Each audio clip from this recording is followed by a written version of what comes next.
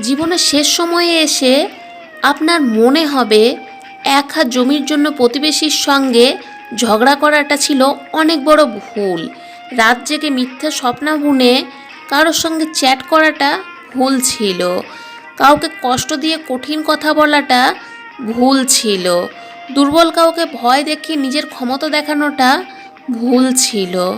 জীবনের শেষ সময়ে এসে আপনার মনে হবে ক্লাসের সবচেয়ে মেধাবী ছাত্রটা না হলেও জীবনে খুব বড় ক্ষতি হয়নি। অনেক টাকা রোজগার না করতে পারলেও বড় কোনো ক্ষতি হয়নি। জীবনের শেষ সময়ে এসে কষ্ট ছাড়া একটু স্বাভাবিক মৃত্যুই হবে শেষ চাওয়া। জীবনের শেষ সময়ে এসে আপনার মনে হবে মানুষের দোয়াটাই ছিল সবচেয়ে মূল্যবান সম্পদ, যা আমি অর্জন করতে পারিনি। মানুষের মনে কষ্ট দেওয়াটাই ছিল সবচেয়ে বড় ভুল। অথচ এত কিছু ভেবেও আমরা যৌবনকালকে নিজেদের নিয়ন্ত্রণ করতে পারি না। মানুষ হয়ে অমানুষের মতো আচরণ করি। ক্ষমতা থাকলে দুর্বলকে চোখ দেখাই। টাকার জোরে যা খুশি করতে চাই।